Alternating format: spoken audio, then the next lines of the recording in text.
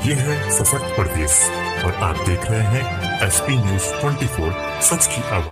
बाबू जी क्या नाम है? देखिए, मैं मनोरमा उद्गम स्थल का पुजारी सम्राट दास हूँ। बाबू जी क्या समस्या है? लगातार आप 20 से 25 दिन हो गए धरने पर बैठे, आपकी मांग क्या है और आपकी मांग को पूर्ण क्यों नहीं किया जाए? देखिए, हमारी मांगे ये है कि हम मंदिर की सुरक्षा चाहते हैं और मंदिर की सुरक्षा अगर हम इस सरकार में नहीं मांगेंगे तो हम किस सरकार में मांगेंगे। कहते हैं योगी बाबा कि हमारी जो सरकार है वो मंदिर को छुड़ाने का कार्य करती है, गुंडा मुक्त है, गुंडा को भगाने का कार्य करती है और ये आज तक हम नहीं समझ पाए हैं। उन्हीं के बीजेपी के सांसद विधायक हमारे ऊपर मतलब 1-2 वर्ष से बार पर वार किए जा रहे हैं, उसके बाद भी कुछ सुना नहीं जा रहा है। इससे पहले हमें गोली मारी गई थी 1 वर्ष पूर्व और उसके बाद मामला को पलटते हुए हमें ही जेल भेज दिया गया था।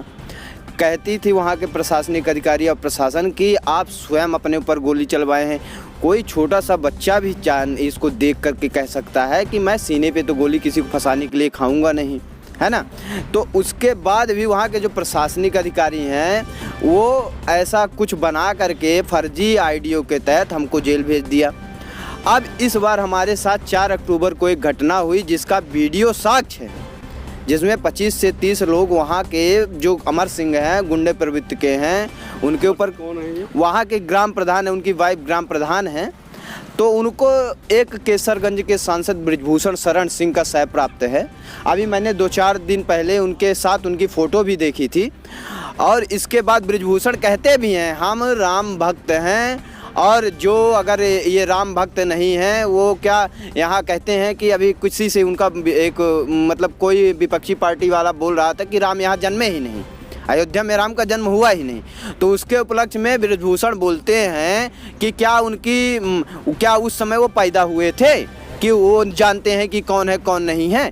लेकिन मैं ये पूछना चाहता हूँ सांसद से कि बृजभूषण शरण सिंह जी कि आप ये कहते हैं कि हम राम भक्त हैं, क्या राम भक्त हैं? आपके ही चेले, आपके ही जो आपके चट्टू पट्टू है वो हमारे ही मंदिर में घुस करके हमें ही मारते हैं और आप बीजेपी वाले आप कुछ कह नहीं पा रहे हैं। और हम कितने दिनों से 25 दिनों से यहाँ अनशन पर बैठे हुए हैं, उसके बाद भी हमको कोई न्याय नहीं दिया जा रहा है। इससे पहले डिप्टी सीएम ने भी मार्कंडे साई वहाँ के डीएम है उनसे बात की और बोला कि इनका मामला सॉर्ट आउट कराइए, पॉलिटिकल स्टंट बन रहा है। इसके बाद भी हमारे साथ कोई न्याय नहीं हो रहा है, तो मतलब हम कहाँ जाएं? क्या लगता है क्या ये तो सत्य है क्योंकि बृजभूषण शरण सिंह कोई एक पार्टी में तो रहा ही नहीं, वो दल बदलू नेता है। जैसे ही देखता है कि इसकी सरकार आने वाली है वैसे ही उसके पास फर्जी तो 60-70 विद्यालय हैं, उसको पैसा फेंक करके वहाँ चले जाते हैं, इसलिए उनका कोई जांच भी नहीं लगता है।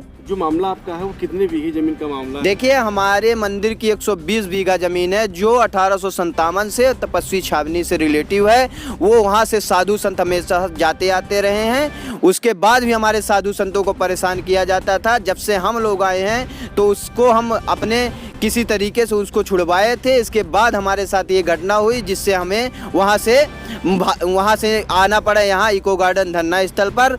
और हम ये पूछना चाहते हैं माननीय योगी आदित्यनाथ जी से कि यही राम भक्त राष्ट्रभक्त है कि संतों को लातों और घूसों से मारा जाए? इसी को कहते हैं संत भगवंत अंतर के संत होता है। बट सरकार की उत्तर प्रदेश तो हमें तो नहीं लगता है क्योंकि हमारी बात जहाँ तक हो सकती है वहाँ तक पहुँच चुकी है। हमारी बात अवनीश अवस्थी तक पहुँच चुकी है जो कि उन्हीं के यहाँ रहते हैं, उन्हीं के सचिव हैं। वो बार बार वहाँ से रिपोर्ट भी जाती है। ऐसा तो है नहीं कि उनको पता नहीं चलता है कि साधु संत धरने पे बैठे हुए हैं। क्या मैं अकेला बैठा हूँ तो हमारी कोई सुनवाई ही नहीं होगी? अगर कल को मैं नागा साधु अगर ले आ दिया तो क्या रह जाएगा इनका?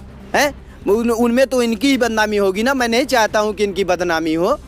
नहीं, कल को मैं नागा साधु ले आ दिया तो इनकी बदनामी हो जाएगी और फिर जो होगा तो फिर ये अपना देखेंगे। क्या लगता है आपकी मांगे पूरी नहीं होती सर, आगे की कार्रवाई क्या होगी आपको? क्या देखिए, अगर हमारी मांगे पूरी नहीं होती है तो एक तो मैं यहीं प्राण त्याग दूंगा और दूसरे अगर मैं सत्य और इसीलिए मैं आज शांति का प्रतीक सफ़ेद पोशाक में भी हूं कि मैं शांति ढंग से ये आमरण अनशन कर रहा हूं। अगर मेरे साथ न्याय नहीं हुआ तो हमें कुछ और करना पड़ेगा। मैं साधुओं को इकट्ठा करूंगा और फिर विधानसभा के लिए मैं जाना पड़ेगा मजबूरन, बस। नहीं तो मैं वहीं प्राण त्याग दूंगा।